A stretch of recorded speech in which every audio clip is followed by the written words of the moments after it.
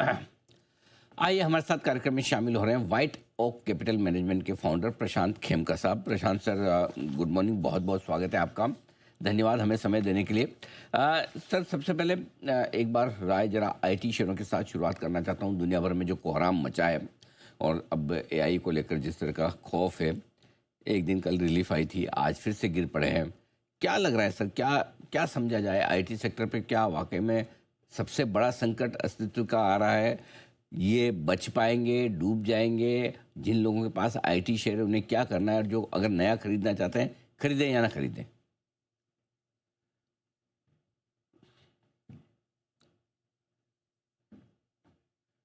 प्रशांत sir, शायद आप mute हैं सर, एक बार अनम्यूट करें please. Sorry sorry Anil ji. No, no ये प्रॉब्लम। आपने सही सही कहा अनिल जी कि ये जो संकट है काफी भारी तो लग रहा है। अब क्या होगा वो वक्त ही बताएगा।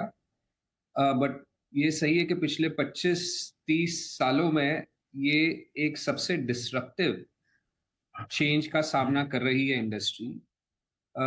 इससे कई पॉजिटिव्स भी हो गए और नेगेटिव्स भी कई हो गए। ऑब्वियसली कई बिजनेसेस या बिजनेस सेगमेंट्स जो है आईटी के, वो हो सकता है काफी कोलैप्स हो एंड नई बिजनेस अपॉर्चुनिटीज इवॉल्व हो। नेट नेट नफा नुकसान क्या है ये वक्त ही बताएगा। बट जो कंपनियां निम्बल है, एग्जीक्यूशन में तेज है, वो इस दौरान आउट परफॉर्म कर पाएगी कंपेयर टू दोस्त जो अ, वो ट्रांसफॉर्मेशन में अपने आप को बराबर से एग्जीक्यूट ना कर पाए। वन संकट इस वक्त कई segments of the industry globally because of AI काफी इंक्रीज्ड अनसर्टेनिटी है। तो सर, आपकी क्या अप्रोच है? आपके पोर्टफोलियो में आईटी शेयर कम कर रहे हैं, बढ़ा रहे हैं, या सिर्फ वेट एंड वॉच वाली सिचुएशन है? सो देखिए, ओवर द लास्ट 6-7 मंथ्स उस सेक्टर में चर्न तो है पोर्टफोलियो में भी। एंड फोकस यही है कि कौन सी कंपनीज इसमें एग्जीक्यूट करके मार्केट शेयर ले पाएगी।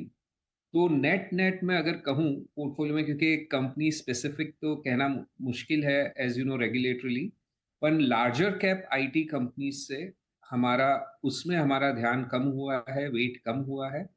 And the better executing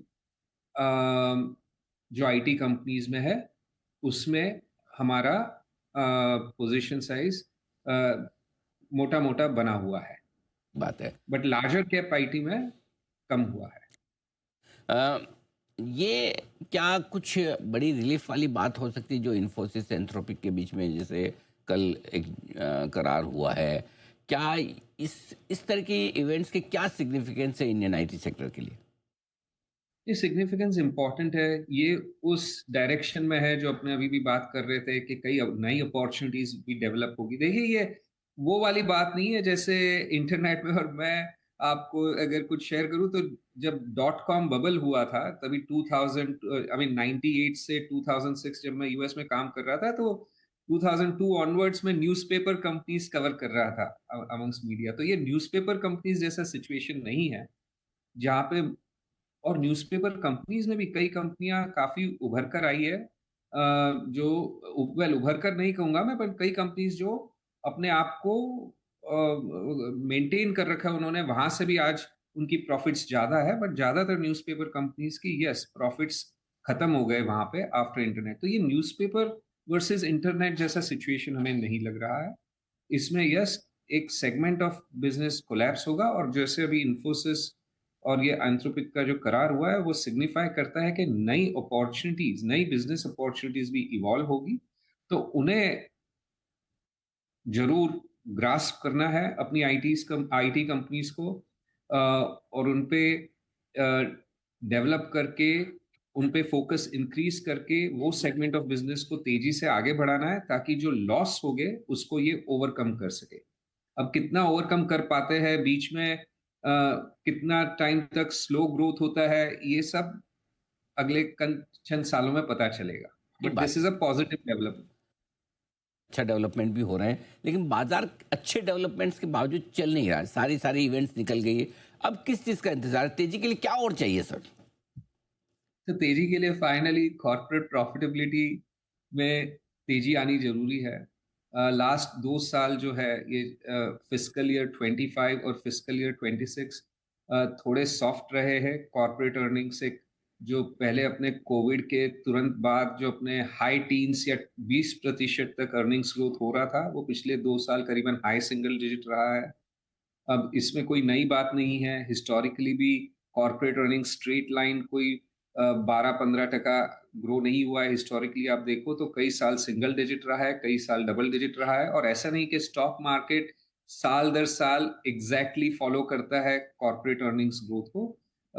but हाँ, पिछले कोविड के बाद में जो very strong earnings growth and very strong market performance रहा 4-5 साल का, वो अभी पिछले 1.5 साल से थोड़ा सॉफन हुआ है। ज़्यादातर इवेंट्स तो निकल चुकी है, नतीजों का सीजन भी खत्म हुआ, बाकी सारी चीज़ें भी है। एफआईएस के मूल माहौल पर आपसे राय लेना चाहता हूँ। तो आपने तो काफ़ी लंबा समय विदेशों में बिताया है, अभी भी आप सिंगापुर में ही रहते हैं। जरा समझाइए एफआईएस को किस चीज़ का दर्द है, हमारे यहाँ खरीदते क्यों नहीं? देखिए, एफआईएस क्या है, वो उनके पास पूरी दुनिया एक अपॉर्चुनिटी है, कहीं भी निवेश कर सकते हैं वो।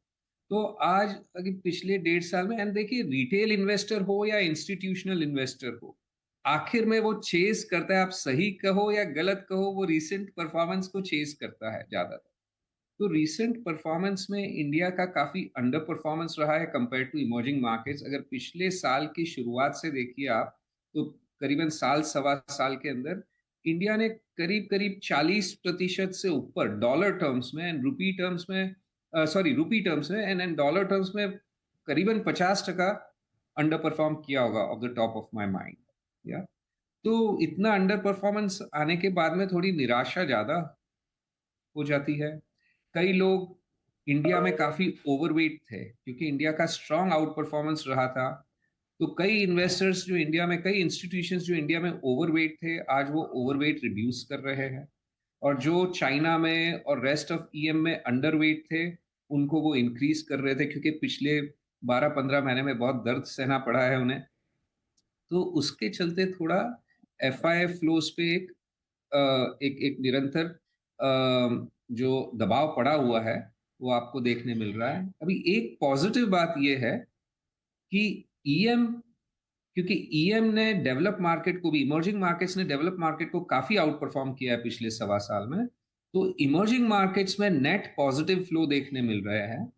वो करीबन 10 साल बाद में देखने मिल रहे हैं। अगर वहां पर ये पॉजिटिव मोमेंटम बनता है और स्ट्रांग बनता है, तो उसका portion of that flow India में आएगा ही आएगा, क्योंकि वो बेंचमार्क में इंडिया आज भी 15% का वेट है।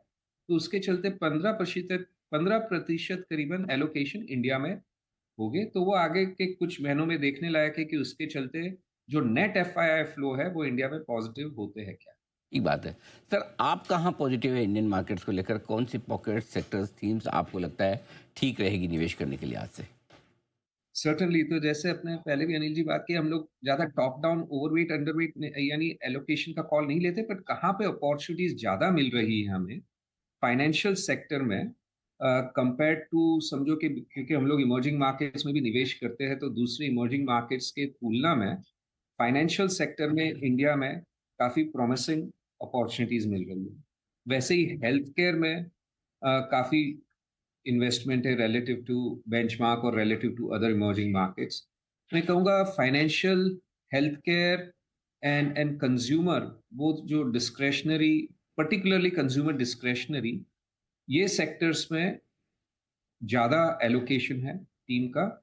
और उसके सामने एनर्जी और यूटिलिटीज में आज कम इन्वेस्टमेंट है। तो ये है आपके लिए राय पूरी तरह से बाजार में निवेश करने के लिए। आज से प्रशांत सर, बहुत बहुत धन्यवाद आपका। आपने समय दिया, विस्तार से सारे मुद्दों पर आपने बातचीत भी की और बाजार की दिशा दशा भी हमें समझाई। जल्द आपसे फिर मुलाकात होगी। आइए, बाजार बड़े शांत से ट्रेड करते हुए दिख रहे हैं, थोड़े से कमज़ोर जरूर है, लेकिन लोअर लेवल पे सपोर्ट भी लेने की कोशिश पूरी है बाजार की। इस बीच आइए शॉर्ट टर्म पिक्स जान लेते हैं मेहुल जी से। मेहुल जी, बताइए।